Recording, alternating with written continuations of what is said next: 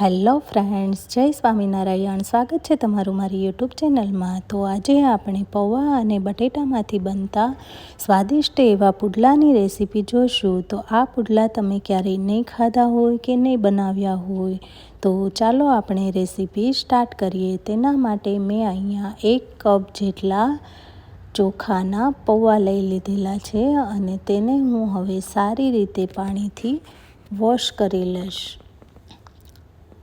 તો તમે જોઈ શકો છો કે પૌવામાં પાણી નાખવાથી પાણી કેટલું ગંદુ થઈ ગયું છે. તો આપણે તેને 2 થી 3 વખત પાણી નાખીને સારી રીતે ધોઈ લઈશું.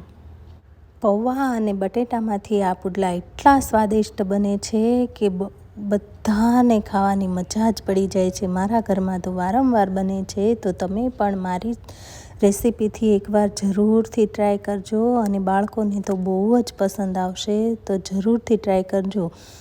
તો તમે જોઈ શકો છો કે મેં હવે સારી રીતે ચોખાના પૌવાને ધોઈને એક જારીમાં કાઢી લીધા છે અને આપણા પૌવા પણ એકદમ સોફ્ટ થઈ ગયા છે. તો હવે આપણે પૌવાને સાઈડમાં મૂકી દઈશું અને 2 મીડિયમ સાઇઝના બટેટા લઈ લઈશું.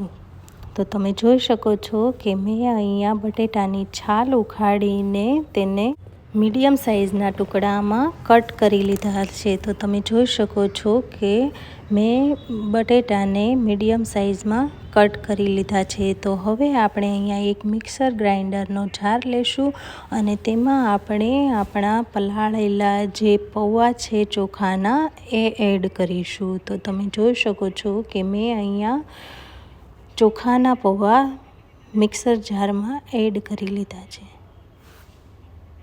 હવે આપણે એ જ મિક્સર ગ્રાઇન્ડર જારમાં જે આપણે કાપીને મીડિયમ સાઇઝના બટેટા રાખેલા હતા તે એડ કરીશું.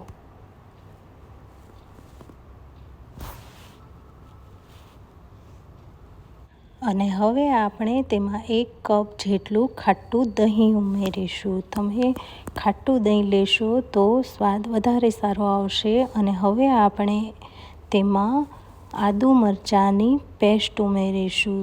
તમે તમારા સ્વાદ પ્રમાણે આદુ મરચાંની પેસ્ટ લઈ શકો છો. મેં અહીંયા 2 ચમચી જેટલી આદુ મરચાંની પેસ્ટ ઉમેરી છે.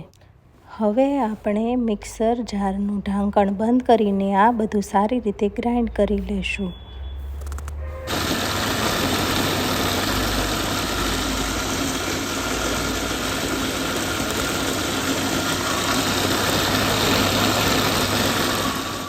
તો તમે જોઈ શકો છો કે આપણું બેટર ગ્રાઇન્ડ થઈને રેડી થઈ ગયું છે. તો હવે આપણે તેને બીજા વાસણમાં ટ્રાન્સફર કરી લઈશું.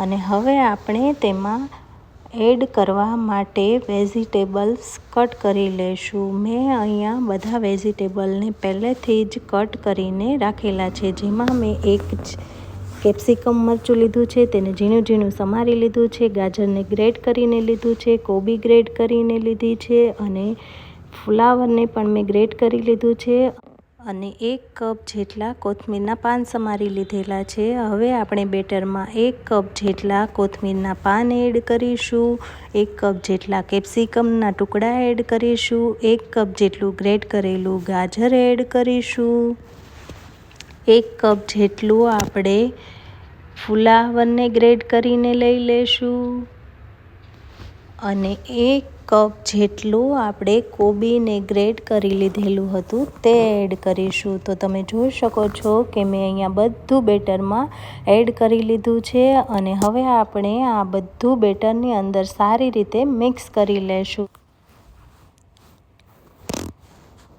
તો તમે જોઈ શકો છો કે આપણું વેજીટેબલ્સ બધું બેટરમાં સારી રીતે મિક્સ થઈને રેડી થઈ ગયું છે. તો હવે આપણે તેમાં બધા મસાલા એડ કરીશું. તો મસાલામાં આપણે સ્વાદ પ્રમાણે મીઠું એડ કરીશું, 1 ચમચી જેટલો કાળા મરીનો પાવડર એડ કરીશું, 1 ચમચી જેટલું આખું જીરું એડ કરીશું, અડધી ચમચી જેટલું આપણે હળદર પાવડર એડ કરીશું અને 2 ચમચી જેટલું આપણે ધાણા જીરું પાવડર એડ કરીશું.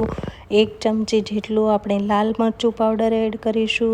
તમે કાશ્મીરી મરચું પણ લઈ શકો છો. મેં અહીંયા આપણે જે નોર્મલ ખાઈએ છીએ એ મરચું એડ કર્યું છે. હવે આપણે તેમાં 1 લીંબુનો રસ ઉમેરીશું અને બધું સારી રીતે મિક્સ કરી લેશું. તો તમે જોઈ શકો છો મેં બેટરમાં બધું સારી રીતે મિક્સ કરીને લઈ લીધું છે. તો હવે આપણે તેમાં બાઇન્ડિંગ માટે 1 કપ જેટલો ચણાનો લોટ ઉમેરીશું અને તેને પણ બરાબર સારી રીતે મિક્સ કરીને લઈ લેશું.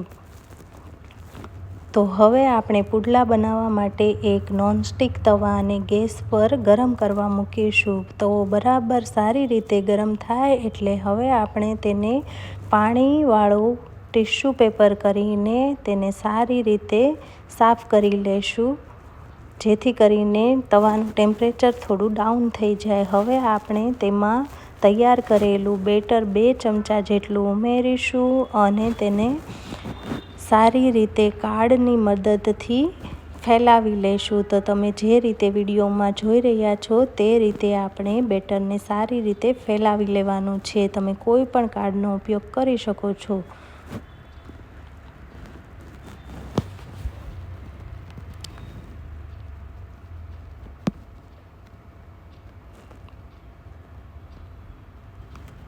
તો તમે જોઈ શકો છો કે મેં અહીંયા સારી રીતે બેટરને તવા પર ફેલાવીને પુડલાનો શેપ આપી દીધેલો છે.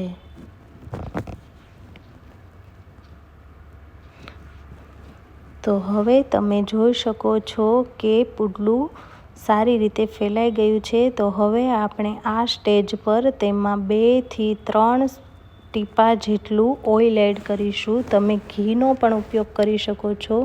ઘીમાં બનાવશો તો ટેસ્ટ વધારે સારો આવશે. હું અહીંયા તેલનો ઉપયોગ કરી રહી છું. તો હવે આપણું પુડલું છે તે એક તરફથી બરાબર રીતે શેકાઈ ગયું છે. તો હવે હું તેને બીજી સાઈડ પલટાવી દઈશ અને બીજી બાજુ પણ સારી રીતે કૂક થવા દઈશ.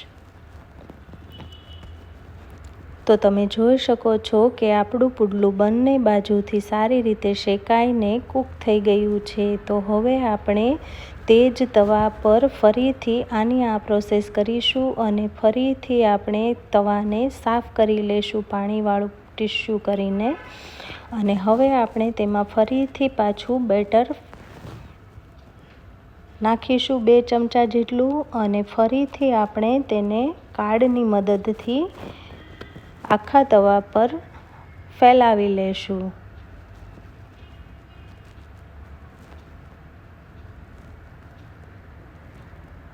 તો તમે જોઈ શકો છો કે મેં બીજા પુડલાને પણ તવા પર સારી રીતે ફેલાવી લીધેલું છે.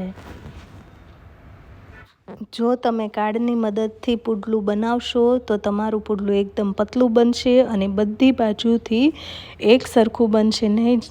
ક્યાંય જાડું રહે કે નહીં ક્યાંય પતલું રહે. તો તમે કાર્ડની મદદથી જ પુડલું ફેલાવી શકો છો. તો તમે જોઈ શકો છો કે આપણું પુડલું એક તરફ સારી રીતે શેકાઈ ગયું છે. તો હું હવે તેને બીજી બાજુ પલટાવી લઈશ અને બીજી બાજુ પણ સારી રીતે શેકાઈ જાય એટલે તેને હું એક પ્લેટમાં ટ્રાન્સફર કરી લઈશ. તો તમે જોઈ શકો છો કે આપણા પૌવા બટેટાના પુડલા બનીને રેડી થઈ ગયા છે સર્વ કરવા માટે અને જોતાં જ મોઢામાં પાણી આવી જાય તેવા સ્વાદિષ્ટ બન્યા છે. તો મારી રેસીપીથી એકવાર જરૂરથી ટ્રાય કરજો. Thanks for watching. જય સ્વામિનારાયણ. અને હા, મારી ચેનલને સબસ્ક્રાઈબ કરવાનું ભૂલતા નહીં.